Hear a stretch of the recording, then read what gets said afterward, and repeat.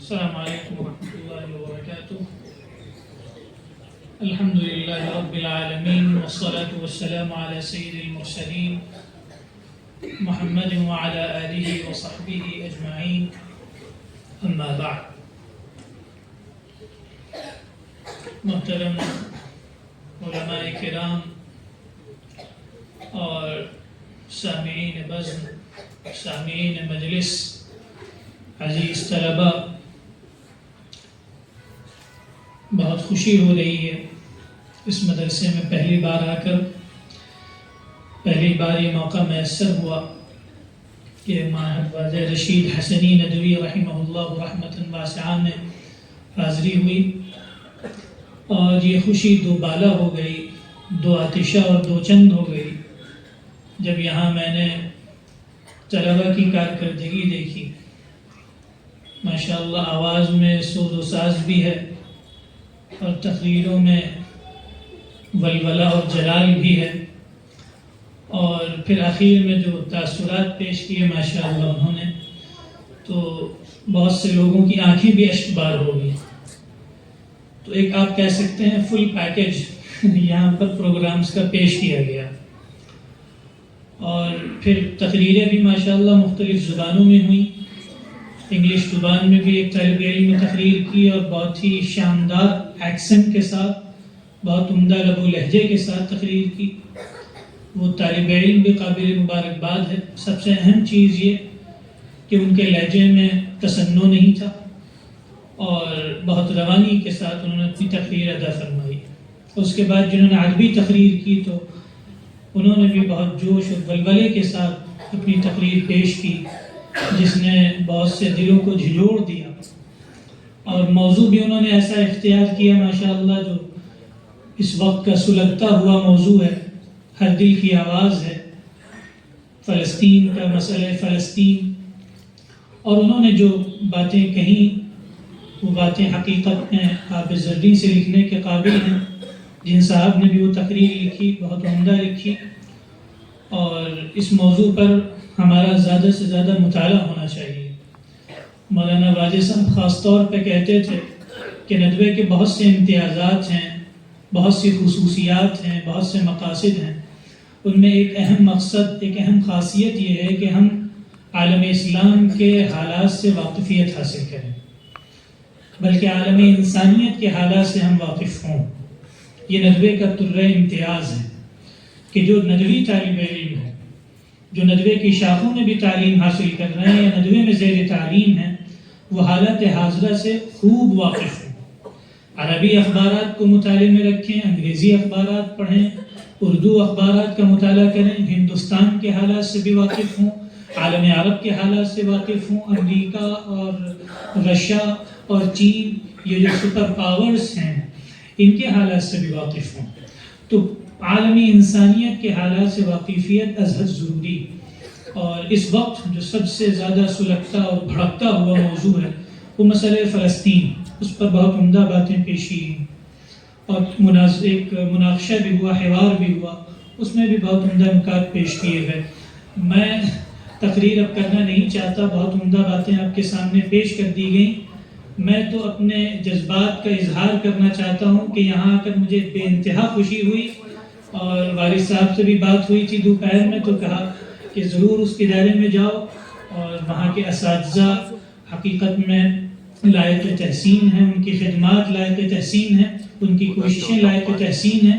اللہ تعالیٰ سے دعا ہے کہ ان خدمات کو قبول فرمائے، ان کوششوں کو برابر فرمائے، اور اس ادارے کو جو ابھی ہلال کی شکل میں ہے لیکن اس کی روشنی تیز ہو رہی ہے، بدر کامل بنائے، 14ویں کا چاند بنائے، اور اس کے نور سے، اس کی ذوفشانیوں سے پورے علاقے کو منور فرمائے۔ میں دو ایک باتیں آپ کے سامنے رکھ دیتا ہوں اب چونکہ یہاں آیا ہوں۔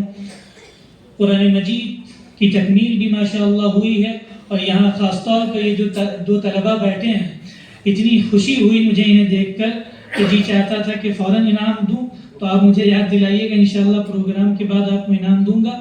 اور باقی بھی جو طلباء ہیں جنہوں نے حفظ مکمل کیا، ان دو طلباء کو اس لیے میں نے بطور خاص ذکر کیا ہے کہ بہت ہی کم عمر ہے ماشاءاللہ، نونہال ہیں، ان کو دیکھ کر دل خوشی سے جھوم اٹھا۔ اور باقی تمام طلباء حقیقت میں مبارکباد کے مستحق ہیں، اور جو یہاں سے انشاءاللہ پابۂ رکاب ہیں دارالعلوم ندوۃ العلماء کی جانب، وہ بھی قابل مبارکباد ہیں۔ سب سے پہلے قرآن مجید کا جو پیغام ہے، چونکہ یہاں بعض عوام بھی موجود ہیں، قرآن مجید کا پیغام سمجھنے کی ضرورت ہے۔ یہ اللہ کی وہ آفاقی کتاب ہے، وہ عالمگیر کتاب ہے، وہ آخری کلام ہے کہ اس جیسا کلام نہ روئے زمین پر کبھی آیا نہ کبھی آئے گا۔ اور اس کتاب کی حقانیت ہے کہ اس کتاب کے اندر شک و شبے کی کوئی گنجائش نہیں ہے، ڈاؤٹ کی کوئی گنجائش نہیں ہے۔ اور ڈاؤٹ کی گنجائش اس لیے نہیں ہے کہ اللہ رب العزت نے اس کتاب کو ایسا قطعی اور ایسا جازم اور ایسا ڈیفینٹ بنایا ہے کہ اس میں جو تاریخی حقائق بیان ہوئے ہیں وہ بھی 100% درست، جو پیشن گوئیاں بیان کی گئیں وہ بھی 100% درست، اس کی صرف و نحو 100% درست، اور اس کے اندر جو احکامات اور مسائل بیان کیے گئے ہیں وہ بھی 100% درست اور مبنی بر حکمت۔ قرآن مجید میں اللہ نے اعلان فرمایا، سورۃ البقرہ کی ابتدائی آیات ہیں جو ہم عام طور پر پڑھتے ہیں، بہت سو کو وہ آیاتیں یاد ہوں گی۔ اللہ رب العزت نے فرمایا کہ الف لام میم ذالک الکتاب لا ریب فیہ، یہ وہ کتاب ہے کہ جس میں شک و شبے کی کوئی گنجائش نہیں، ظن و تخمین کی گنجائش نہیں۔ یہ کتاب ہر طرح کے ظن و تخمین سے، تعارض سے، اختلاف سے بالاتر ہے۔ یہ کتاب محکم ہے، جازم ہے۔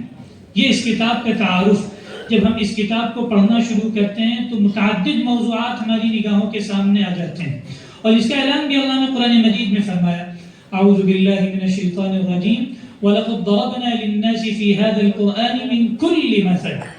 اللہ رب العزت فرماتا ہے کہ ہم نے اس کتاب میں بہت سے موضوعات، بلکہ تقریباً ہر طرح کا موضوع اللہ نے کھول کھول کر بیان کیا، اور ان تمام موضوعات کو ہدایت کے تو قرآن مجید کا موضوع اصلاً ہدایت ہے۔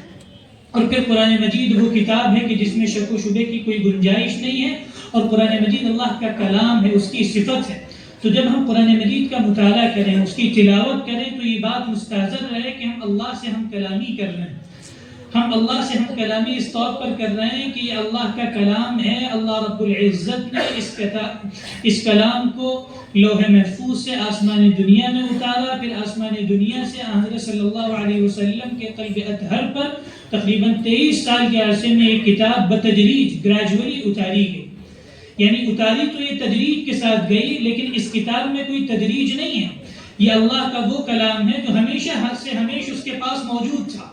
اس نے ہم پر یہ احسان کیا کہ یہ کلام دنیا میں بھیج دیا۔ یہ کلام 1400 سال پہلے اس دنیا میں بھیجا گیا، حالانکہ یہ کلام اللہ رب العزت کی چونکہ صفت ہے تو ہمیشہ سے اس کے پاس موجود ہے۔ یعنی جب سے ہمیشہ سے اللہ ہے، اور ہمیشہ سے اس کی صفات بھی ہیں، ہمیشہ سے اس کا کلام بھی ہے، ہمیشہ سے قرآن مجید بھی ہے۔ یہ قرآن مجید اس دنیا میں 1400 سال پہلے بھیجا گیا، اور حضرت صلی اللہ علیہ وسلم کے دل مبارک میں یہ کلام اتارا گیا، اور آپ صلی اللہ علیہ وسلم کے توسط سے ہم جیسے گنہگار معصیت کار دلوں کو اس قابل بنایا گیا کہ اس کتاب کے متحمل ہو سکے۔ ورنہ ہماری حالت تو یہ ہے کہ صبح و شام ہم گناہوں میں ڈوبے رہتے ہیں، ہماری زبانیں گناہوں سے تر رہتی ہیں، ہم اس قابل ہرگز نہیں تھے کہ اس کتاب کو پڑھ سکتے، یا ہمارے دل اس کتاب کو محفوظ کر سکتے۔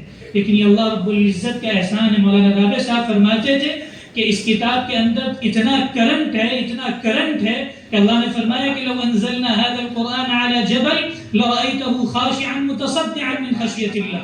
یہ اس کے کرنٹ کی بات ہے کہ اگر پہاڑ پر بھی اتاری جاتی تو پہاڑ ریزہ ریزہ ہو جاتا، پاش پاش ہو جاتا، بکھر کر رہ جاتا۔ لیکن اللہ رب العزت کا یہ کرم ہے کہ اس نے اس کرم پر ایک خول چڑھا دیا ہے۔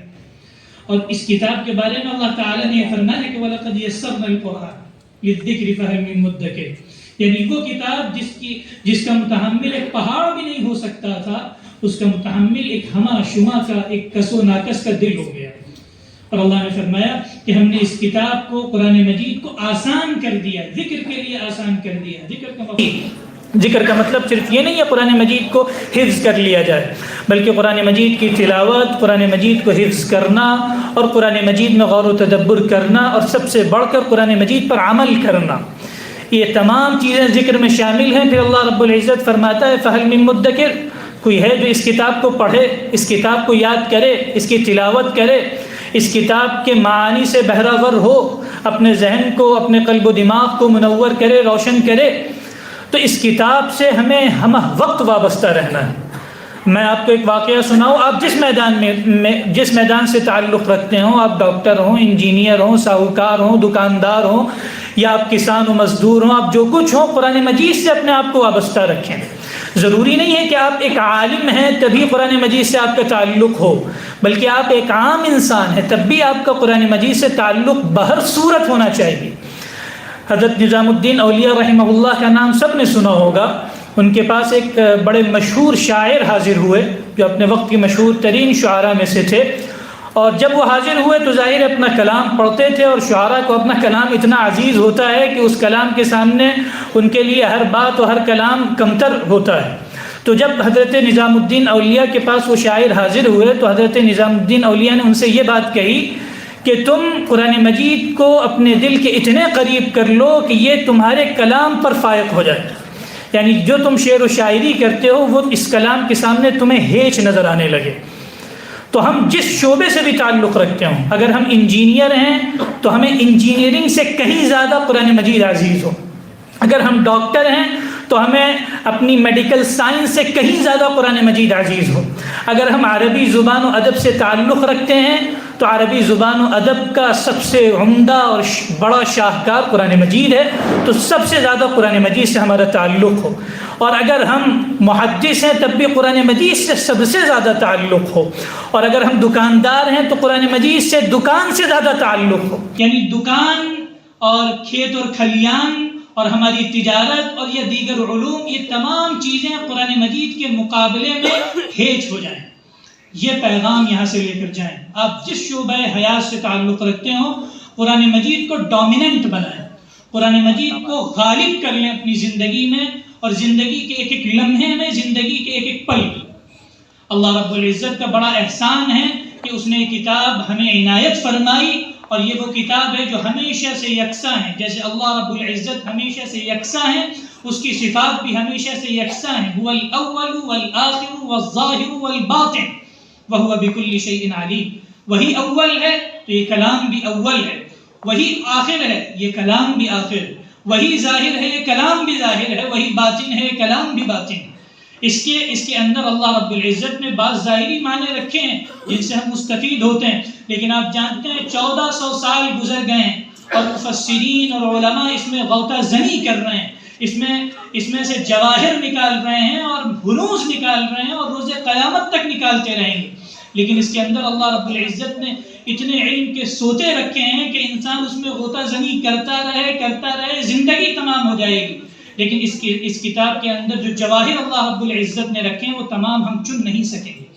تو هو الاول والآخر والظاہر والباطن، اس کا علم بھی اول، اس کا علم بھی آخر، اس کا علم ظاہر اور اس کا علم باطن، یعنی بعض وہ علوم ہیں جو اللہ رب العزت نے ہمیں سکھا دیے، وہ ہماری نگاہوں کے سامنے، اور اللہ رب العزت نے خود ہم سے یہ کہہ دیا کہ اللہ نے انسان کو سب کچھ نہیں سکھایا، اللہ نے جو تمہیں دیا ہے وہ بہت کم ہے، اس کی کوئی حیثیت نہیں ہے۔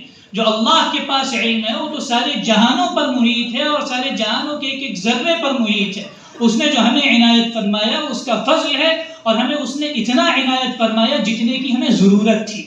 اب کوئی یہ سوال کرے کہ بھائی اللہ رب العزت نے یہ کیوں نہیں دیا، وہ کیوں نہیں دیا، ہمیں اس کی ضرورت نہیں۔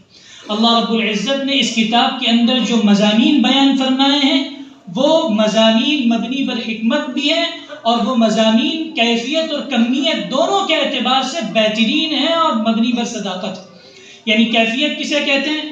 کیفیت کا مطلب ہوتا ہے اس کی جو میننگ ہے وہ بھی بھرپور ہے، اور کمیت یعنی کوانٹٹی بھی اس کی بہت مناسب ہے، نہ اس سے زیادہ کے انسان کو ضرورت تھی، نہ اس سے کم کے انسان کو ضرورت تھی۔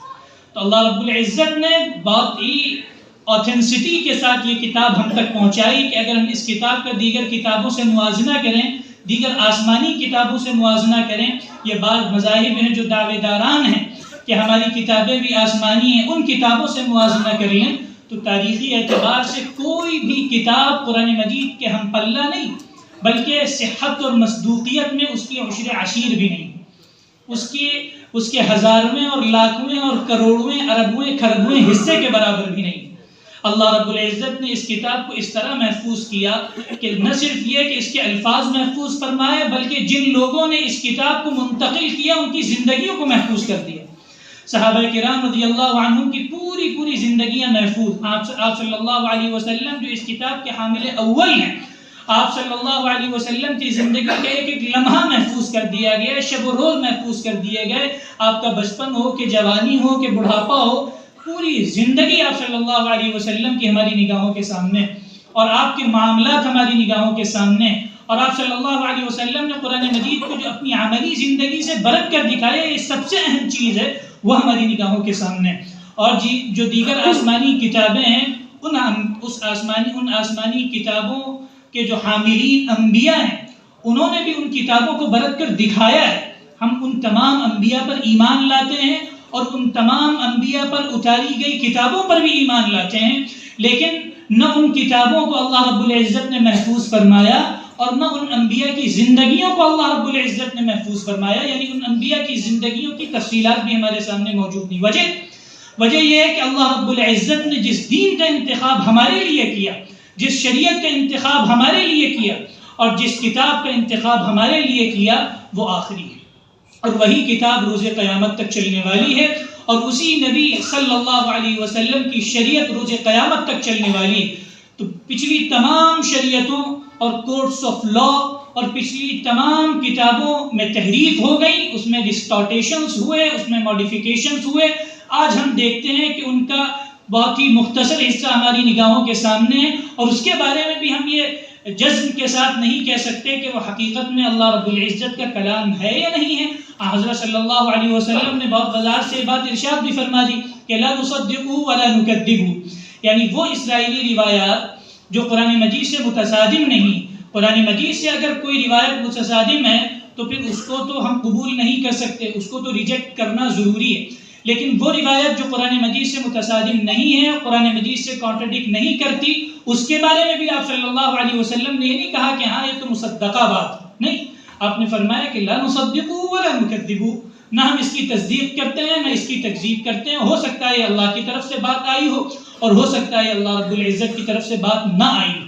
تو محترم بھائیوں، بزرگوں، اللہ رب العزت نے جو کلام ہمیں عنایت فرمایا ہے، اس کلام کے ہم پر بہت سے حقوق ہیں، اور ان حقوق کی ادائیگی ہماری ذمہ داری ہے۔ صرف علماء کی ذمہ داری نہیں ہے، عامت الناس کی بھی ذمہ داری ہے۔ اللہ رب العزت نے علماء کو تو بطور خاص مخاطب کیا، اور قرآن مجید میں جا بجا مخاطب فرمایا، اور ان کو حکم دیا کہ کونوا ربانیین بما کنتم تعلمون الکتاب وبما کنتم تدرسون، کہ تم ربانی بنو۔ علماء سے اللہ تعالیٰ مخاطب ہو رہا ہے اور فرما رہا ہے کہ تمہیں تو ربانی بننا ہے، جو تم قرآن کا علم حاصل کر رہے ہو اور جو تم پڑھ رہے ہو، احادیث پڑھ رہے ہو، فقہ پڑھ رہے ہو، ان تمام علوم کے نتیجے میں تمہیں ربانی بننا ہے۔ اور ربانی کا مطلب کیا ہوتا ہے؟ ربانی کا مطلب یہ ہوتا ہے کہ ہمیں اپنی بھی تربیت کرنی ہے، اور اس قابل بننا ہے کہ ہم دوسروں کی بھی تربیت کر سکیں۔ ہمیں خود اپنے اندر بھی اسلام کا آفاقی پیغام جذب کرنا ہے، اور اس قابل بننا ہے کہ اس آفاقی پیغام کو ہم عام کر سکیں۔ ابھی مولانا عبدالحق صاحب نے زبان و بیان کے حوالے سے آپ کے سامنے باتیں رکھی، تو زبان و بیان کی بھی بہت اہمیت اس لیے ہے کہ اللہ رب العزت کا یہ کلام اور حضرت صلی اللہ علیہ وسلم کی یہ تعلیمات ہم اس وقت تک عام نہیں کر سکتے جب ہمارے اندر زبان کی لیاقت پیدا نہ ہو جائے۔ قرآن مجید میں اللہ رب العزت نے بہت وضاحت سے فرمایا کہ زبان تو ساری زبانیں اللہ کی نشانیاں ہیں۔ وَمِنْ آيَاتِهِ خَلْقُ السَّمَاوَاتِ وَالْأَرْضِ وَاخْتِلَافُ أَلْسِنَتِكُمْ وَأَلْوَانِكُمْ إِنَّ فِي ذَلِكَ لَآيَاتٍ لِلْعَالَمِينَ۔ اللہ رب العزت فرماتا ہے کہ اس کی نشانیوں میں سے ہے۔ کیا نشانیوں میں سے؟ زمین اور آسمان کی خلقت، اور زبانوں کا تنوع، اور انسان کے رنگ اور نسل کا تنوع، یہ تمام چیزیں اللہ رب العزت کی نشانیاں ہیں۔ ان فی ذلک لآیات للعالمین۔ پھر اللہ نے فرمایا کہ ان چیزوں میں تو واضح نشانیاں ہیں سارے جہانوں کے لیے، ساری مادی اور روحانی جو دنیا ہیں، فزیکل اور میٹا فزیکل ورلڈز ہیں، ان تمام کے لیے اللہ رب العزت والجلال نے ان زبانوں میں نشانیاں رکھی۔ ان زبانوں کی اہمیت تو مسلم ہے، وہ زبان چاہے عربی ہو، عربی کی اہمیت اس لیے مسلم ہے اور عربی اس لیے تمام زبانوں پر فائق ہے کہ اللہ رب العزت نے اس مبارک زبان میں اپنا مبارک کلام اتارا اور اپنے مبارک نبی حضرت صلی اللہ علیہ وسلم کے قلب اطہر پر اتارا. گویا سب سے مبارک کلام، سب سے عظیم کلام، سب سے عظیم نبی پر سب سے عظیم زبان میں اتارا گیا. تو عربی زبان تو اس لحاظ سے جداگانہ حیثیت رکھتی، لیکن اس کے علاوہ دنیا کی جتنی زبانیں ہیں وہ سب اللہ کی نشانیاں ہیں. اور اس میں سب زبانوں کو اس لیے شامل کرتا ہوں، لوگ یہ کہتے ہیں کہ زبانیں اپنے اندر ثقافت رکھتی ہیں، تہذیب و تمدن رکھتی ہیں، ہمیں محتاط رہنا چاہیے. تو جیسے فارسی زبان کو ہم نے اسلامائز کیا، فارسی ظاہر ہے جب بولی جاتی تھی ایک زمانے قبل 300-400 سال قبل یا اس سے بھی پہلے، جب تک اسلام فارسی زبان بولنے والوں کے ہاں نہیں پھیلا تھا، تب تک تو فارسی زبان بھی ایک غیر ملکی زبان اور غیر اسلامی زبان تھی. لیکن پھر اس کا اسلامائزیشن ہو گیا، وہ زبان مسلمان ہو گئی، اس نے کلمہ پڑھ لیا. آج عالم یہ ہے کہ عربی زبان کے بعد اگر سب سے زیادہ کسی زبان میں اسلامک لٹریچر موجود ہے تو فارسی زبان.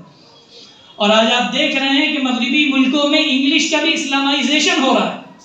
انگلش زبان کے اندر ایسے دعات تیار ہو رہے ہیں جو اس زبان کے ذریعے اسلام کا پیغام عام کر رہے ہیں. اور غرب سے اسلام کا سورج طلوع ہو رہا ہے، مغرب سے اسلام کا سورج طلوع ہو رہا ہے. مشرق میں تو آپ کو کچھ نکمے شاید مل جائیں ہم جیسے، لیکن مغرب میں آپ دیکھیں گے کہ اسلام اس تیزی سے برق رفتاری سے بڑھ رہا ہے کہ وہاں کے لوگ، وہاں کے جو حکام ہیں وہ تو اندیشوں کا شکار ہیں، لیکن جو اہل حق ہیں، اہل ایمان ہیں، وہ پر امید ہیں کہ 40 یا 50 سال کے عرصے میں وہاں اسلام میجورٹی والا مذہب بن جائے گا. 2060 یا 70 تک وہاں اسلام میجورٹی والا مذہب بن جائے گا اور جو عیسائیت ہے وہ اقلیت میں آ جائے گی. آج بھی آپ وہاں دیکھیے عیسائیت کی کیا بات کی جائے، آج وہاں تقریباً میں کہہ سکتا ہوں 70 سے 80% عیسائی دین بیزار بن چکے ہیں. جس مذہب کے اندر کوئی کلیئرٹی نہ ہو، کوئی صفائی ستھرائی نہ ہو، جو تثلیث کو مان لے اور جو اللہ کے ساتھ شریک کر لے، اس مذہب کو کون مانے گا؟ جو بھی ریشنل اور جو بھی لاجیکل تھاٹ رکھتا ہے وہ ایسے مذہب کو نہیں مان سکتا. تو وہاں کی جو اکثریت ہے وہ عیسائیت سے برگشتہ ہو چکی ہے. اب ان کے سامنے دو راستے بچتے ہیں، ایک الحاد کا، دوسرے اسلام کا. تو ایک تعداد ہے جو الحاد کا بھی شکار ہو رہی ہے، لیکن ایک بڑی تعداد اسلام میں بھی داخل ہو رہی ہے. تو اسلام کا سورج غرب سے طلوع ہو رہا ہے. علامہ اقبال نے کہا کہ جہاں میں اہل ایمان صورت خورشید جیتے ہیں، ادھر ڈوبے ادھر نکلے، ادھر ڈوبے ادھر نکلے. تو آپ کہہ سکتے ہیں کہ ہو سکتا ہے بر صغیر کے بعض خطوں میں اسلام کا سورج غروب ہوتا دکھ رہا ہے، لیکن یورپ کے دوسرے خطوں میں، امریکہ میں اسلام کا سورج طلوع بھی ہو رہا ہے. تو اسلام کو غروب لاحق ایسا نہیں ہوگا کہ اسلام مٹ جائے. ہاں، اگر اسلام کے ماننے والے اسلام پر عمل نہیں کریں گے تو ان کو مٹا دیا جائے گا. وَإِن تَتَوَلَّوْا يَسْتَبْدِلْ قَوْمًا غَيْرَكُمْ ثُمَّ لَا يَكُونُوا أَمْثَالَكُمْ. اگر آپ یعنی ہم اور آپ، ہم نے روگردانی اختیار کی، ہم نے قرآن کے آفاقی پیغام سے اور حضرت صلی اللہ علیہ وسلم کی زندگی سے پہلو تہی کی، تو اللہ رب العزت فرماتا ہے کہ دوسرے لوگوں کے ذریعے تمہیں ریپلیس کر دیا جائے گا، تمہیں ریپلیس کر دیا جائے گا. ثم لا يكونوا امثالكم، پھر وہ تمہاری طرح نہیں ہوں گے، وہ نکمے، وہ کامچور نہیں ہوں گے، بلکہ وہ اللہ رب العزت کے دین کی خدمت کے لیے ہم وقت کمر بستہ رہیں گے اور اپنا تن من دھن قربان کرنے کے لیے آمادہ ہو جائیں گے. تو اگر ہمیں اپنی حفاظت کرنی ہے، اپنی حفاظت، تو ہمیں اس دین کے تقاضوں پر چلنا ہوگا.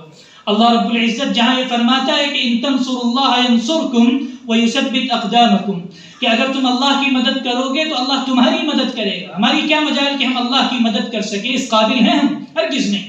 اللہ کی مدد سے مراد یہ ہے کہ اللہ کے دین کی اگر تم نصرت کرو گے، اللہ کے دین کو کمک فراہم کرو گے، تو اللہ رب العزت تمہاری مدد کرے گا اور تمہارے قدموں کو جما دے گا. اور آج حالات ایسے ہیں، دور ایسا پرفتن ہے کہ ہم ایک لمحے کے لیے بھی آنکھیں نہیں موند سکتے، پلک نہیں جھپک سکتے. ہر طرف سے فتنے امٹ رہے ہیں. ایسی صورتحال میں ہم خواب خرگوش لیتے رہیں اور سوتے رہیں تو اس سے بڑھ کر حماقت کی بات نہیں. مدارس کے طلبہ کی تو سب سے بڑھ کر یہ ذمہ داری ہے کہ وہ تن من دھن سے تیار ہو جائیں، زندگی کا ایک ایک لمحہ خدمت دین کے لیے وقف کر دیں. ہم اپنا موازنہ عوام الناس سے نہ کریں. عوام الناس کے بھی حقوق ہیں، ان کی بھی کچھ ذمہ داریاں ہیں، ان ذمہ داریوں کو ادا کرنا ضروری ہے. جب اللہ رب العزت نے فرمایا کہ کنتم خیر امہ، کہ تم سب بہترین امت ہو، تو اس میں عوام و خواص سب شامل ہیں، مرد و عورت سب شامل ہیں. بلکہ یہاں تک اللہ رب العزت نے وضاحت کر دی کہ کوئی بہانہ نہ باقی رہے، کوئی پلہ جھاڑنے کے قابل نہ رہے کہ والمؤمنون والمؤمنات، یعنی مردوں اور عورتوں دونوں کو اکٹھا مخاطب فرمایا کہ یہ دونوں سن لیں، والمؤمنون والمؤمنات بعضهم اولیاء بعض، یہ دونوں ایک دوسرے کے دست و بازو ہیں، معاون و مددگار ہیں، یہ دونوں ایک دوسرے کو ہیلپ آؤٹ کرتے ہیں۔ مرد مردوں میں کام کریں، عورتیں اور خواتین میں کام کریں۔ اور پھر اللہ رب العزت نے فرمایا یہ ان دونوں کا کام ہے کہ یأمرون بالمعروف، کہ وہ امر بالمعروف کا فریضہ انجام دیں، لوگوں کو بھلائی کی تلقین کریں، برائیوں سے باز رکھنے پر آمادہ کریں، اور اس کے ساتھ ساتھ اللہ اور اس کے رسول کی اطاعت کریں۔ یہی وہ لوگ ہیں جن پر اللہ رحم فرمائے گا۔ تو یہاں تو سب مخاطب ہے، کوئی پلہ نہیں جھاڑ سکتا، کوئی یہ نہیں کہہ سکتا کہ بھائی میں تو دکاندار ہوں، میں تو کسان ہوں، میں تو بیوپاری ہوں، میں تو ٹریڈر ہوں، میں کیسے دین کی خدمت کروں گا؟ سب سے باز پرس ہوگی، کلکم راع وکلکم مسئول عن رعیتہ، آپ جس شعبہ زندگی سے تعلق رکھتے ہو آپ سے باز پرس ہوگی۔ لیکن علماء کی ذمہ داری ہم کہہ سکتے ہیں ایڈڈ رسپانسبلٹی، وہ ایڈڈ رسپانسبلٹی اس لیے ہے کہ علماء کو اللہ نے الگ سے مقام عطا فرمایا، ان کا منصب جدا گانا ہے، ان کو اللہ نے ممتاز بنایا ہے، ان کو ورثۃ الانبیاء قرار دیا ہے۔ اور انبیاء کا کیا کام ہے؟ انبیاء کے بارے میں تو حضرت صلی اللہ علیہ وسلم نے فرمایا کہ لم یورثوا دینارا ولا درہما انما ورثوا العلم، کہ وہ درہم و دینار کے وارث نہیں بناتے، وہ علم کا وارث بناتے ہیں۔ ہم مال و دھن کمانے میں لگ جائیں اور بہانہ یہ تلاش لیں کہ بھائی حلال تجارت بھی، حلال رزق بھی ایک نعمت ہے اور ثواب کا کام ہے، تو یہ ثواب کا کام تو سب کے لیے، اس میں آپ کو کون سی خصوصیت حاصل ہو گئی؟ یہ ثواب کا کام تو عامت الناس کے لیے بھی ہے۔ آپ اگر حلال رزق کما رہے ہیں، تجارت کر رہے ہیں، اور اسی پہ آپ نے اکتفا کر لیا، دعوت دین کے کام سے آپ پیچھے ہٹ گئے اور یہ سوچ بیٹھے کہ بھائی حلال رزق کمانا کافی ہے، یہ کافی ہو جائے گا، پھر آپ میں اور عامت الناس میں فرق کیا رہا؟ حلال رزق کمانا تو سب کی ذمہ داری ہے، آپ کی ایکسٹرا ذمہ داری ہے۔ وہ ایکسٹرا ذمہ داری یہ ہے کہ آپ اللہ رب العزت والجلال کے اس پیغام کو عام کرنے کے لیے اپنی زندگی کے ایک ایک لمحے کو وقف کر دیں، درہم و دینار کمانے میں نہ لگ جائیں۔ آپ تجارت کریں، اگر ضروری ہے تجارت بھی کریں، اور جتنا مال بقدر ضرورت آپ کما سکتے ہیں کمائیں، لیکن مدارس کا قیام اس لیے عمل میں آیا، 1-2% مدارس ہیں ہمارے ملک کے اندر، ان کا قیام تو اس لیے عمل میں آیا تھا کہ یہاں سے وہ طلبہ تیار ہوں، وہ علماء تیار ہوں جو پوری زندگیاں خدمت دین کے لیے وقف کر دیں۔ اور والد محترم تو یہ فرماتے ہیں کہ مدارس 1-2% ہی رہیں تو بہتر ہے، باقی جو عصری ادارے ہیں ان کے اسلامائزیشن کی ضرورت ہے، وہ ایک الگ موضوع، لیکن مدارس کا تو مقصد ہی ہے کہ وہاں سے ایسے فضلاء اور ایسے علماء تیار ہوں جو پوری زندگی اس دین کی خدمت میں لگا دیں، ایک لمحے کے لیے بھی اس دین کی خدمت سے وہ پیچھے نہ ہٹیں۔ تو میرے بھائیوں میں بات لمبی نہیں کرنا چاہتا، اللہ رب العزت نے ہمیں وارث بنایا ہے، اپنے انبیاء کا وارث بنایا ہے، اور اس زمین میں اپنا خلیفہ بنایا ہے، اور ہماری ذمہ داریاں دیگر لوگوں سے بڑھ کر ہیں۔